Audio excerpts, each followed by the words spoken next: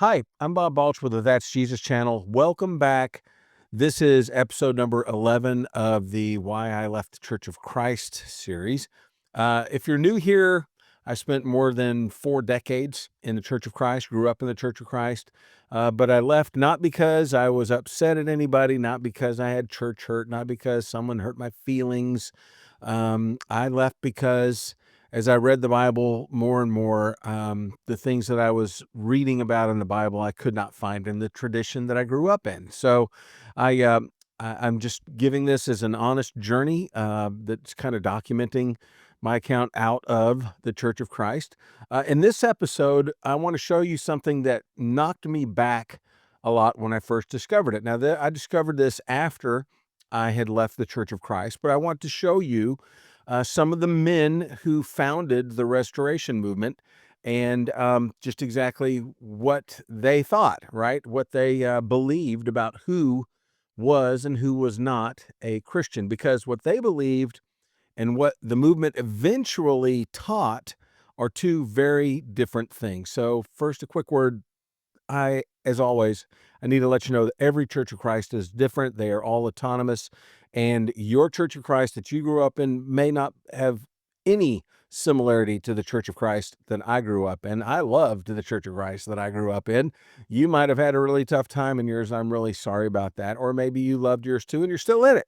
I don't know. But just want to let you know they're all autonomous. You can't judge the whole barrel by just one apple, right? So, my goal is not to tear anyone down. Also, my goal is just to be honest. So, when I was growing up in the non-institutional branch of the Churches of Christ, I was taught a very specific understanding of salvation. It went like this: God saves people through a precise sequence of steps. You hear the gospel, you believe it, you repent, you confess that Jesus is the Christ, the Son of God, and then you are baptized by immersion for the remission of sins. All 5 steps in order for the right reason. That would be a valid conversion to Christianity. That's what saves you, right? And when God saves you, he adds you to his church, which we treated as identifiable in the world as the Church of Christ or the church. So the logical conclusion of that teaching was unavoidable. If you had not completed all 5 of those steps correctly, if you had just been sprinkled instead of immersed, or if you had been baptized without understanding that it was for the remission of sins, then you had not actually been saved. You might be sincere, you might be devout, you might be Bible reading and Jesus loving, but you were not technically a Christian. Now, I was never told that in a harsh way. Nobody in my congregation walked around sneering at Baptists and Methodists or anything like that. But the doctrine was there underneath everything, that the boundaries of salvation were explicitly clear and they were drawn at baptism. So here's what I found after I left the Churches of Christ. I started studying the movement's history because it's still what I grew up in. I love those people. I love the original idea that if we take care of all these creeds and everything and get rid of them and just get back to Jesus, that we would have unity, right? That's the core principle that the founders had. So I went and I started studying the the the history of the Restoration Movement. I wanted to read what they actually wrote. I wanted to know who the founders were. And what I found really stopped me pretty cold. The men who launched the Restoration Movement, men like Thomas Campbell and Alexander Campbell and Barton W. Stone, were they all addressed this question of who is a Christian. They all answered that in their own way, all of them in print with their names on it. And what they said was almost the exact opposite of what I had been taught. Now, I want to walk you through their words carefully because this matters. These are primary sources. These are not my interpretations. This is what the founders wrote. Thomas Campbell, he's considered the elder statesman of the movement. He wrote the Declaration and Address in 1809, which is essentially the founding document of the Restoration Movement. His whole vision was Christian unity, tearing down the walls that divided believers and returning to the simplicity of the New Testament. Well, in 1844, he's writing in the Millennial Harbinger. It's the movement's kind of flagship journal.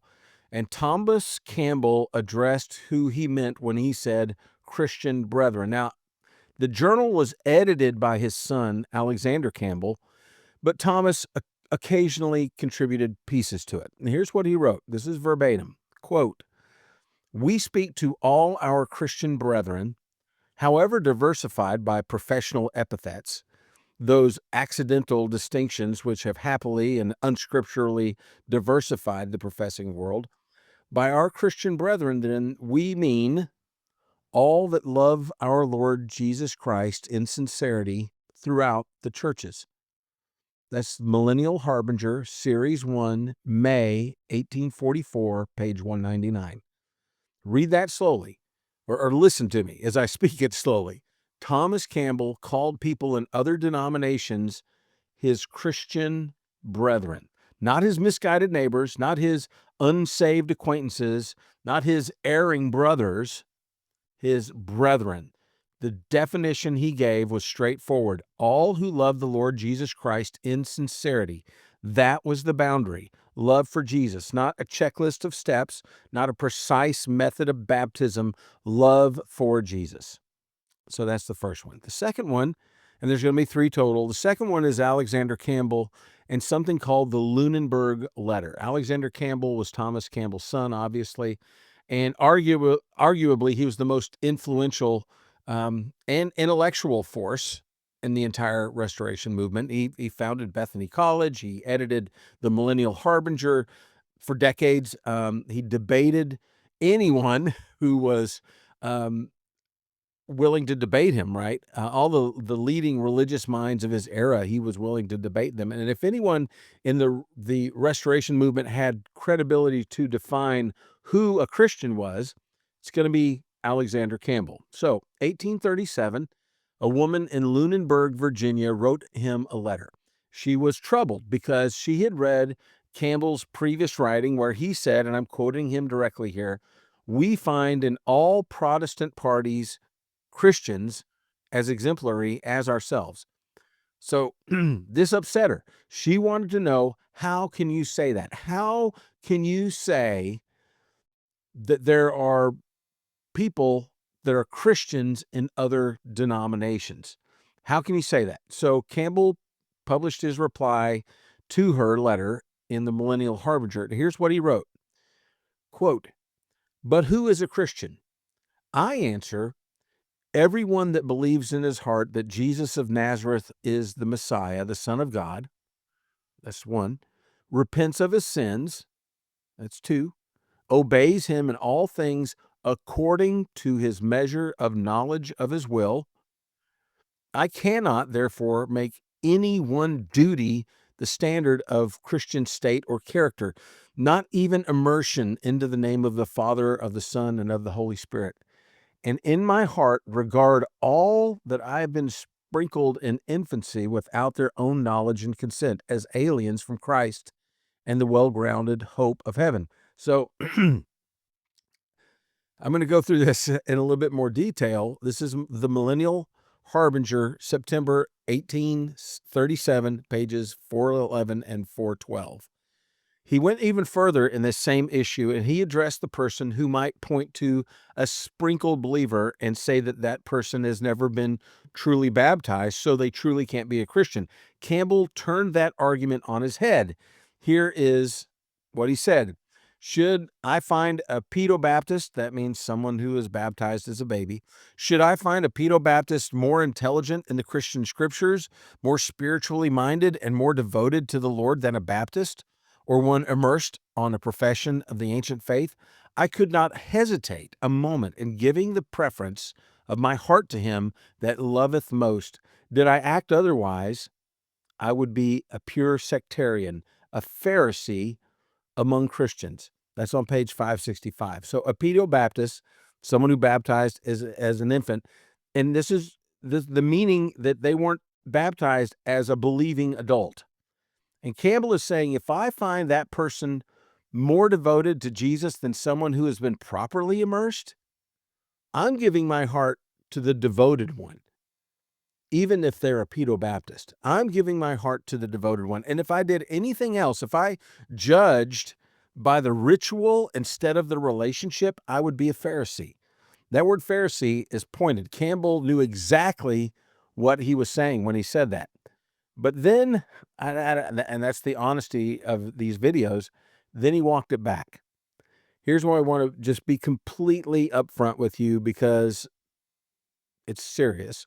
Alexander Campbell caught an enormous amount of grief for that reply to her. His readers and supporters, they were so upset. Some felt that he had undermined everything the movement stood for. So over the next several months, he published 2 follow-up articles in the Millennial Harbinger in November and in December of 1837, and he narrowed and he qualified the boldness of his initial answer.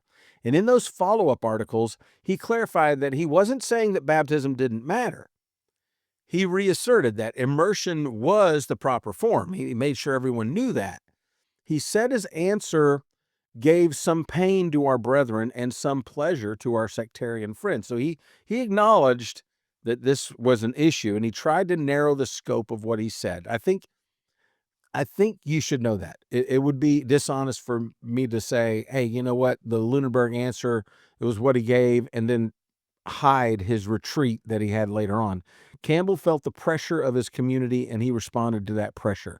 That's a very human thing to do, and it raises a question that I'll come back to. Why did the community push back so hard? Why did they, what did they stand to lose if Campbell was right? So I also want you to notice something else. Campbell's backpedaling never erased his original statement. He never said, oh, I retract those words, I was wrong. He just qualified it. The words still stood, and he was not alone in saying them, right? But he just kind of backpedaled and said, let me qualify that a little bit by what I mean in a more succinct way, right? So the third one that we're going to talk about is Barton W. Stone.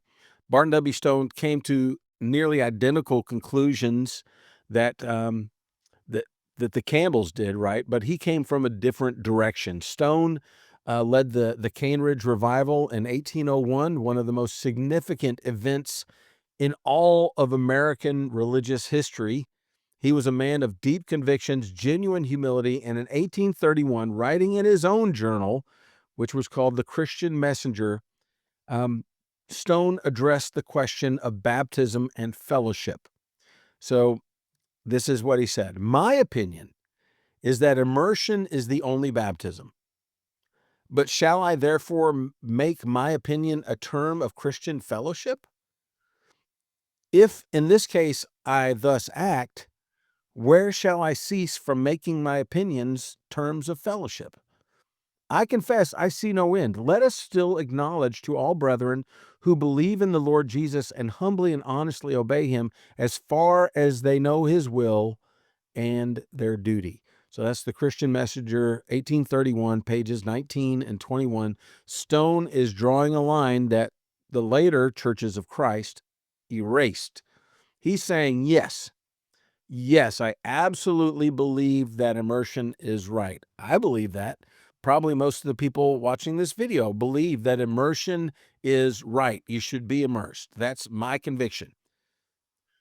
But he's saying this too. I refuse to make my conviction a wall that keeps people out who love Jesus and are doing their honest best to follow him. If I start making my opinions into terms of fellowship, then where does it end? He confessed that he could see no end to it, and he was right. So here's the question that wouldn't leave me alone as I'm reading these histories. When I read these quotes for the first time, especially, I sat there for quite a while. I'm like, what? The tradition I grew up in had taught me that the churches of Christ simply restored what was there from the very beginning. No additions, no subtractions, just the New Testament church brought back to life, right? But here were the founders of the Restoration movement, the actual men who launched the movement, saying that sincere believers who had not been immersed correctly were still Christians, still brethren, still covered by the grace of Jesus. And so somewhere between 1831 and the tradition that I inherited, that conviction got buried. So I'm not saying that the founders were right about everything. They were not right about everything. I'll just say that.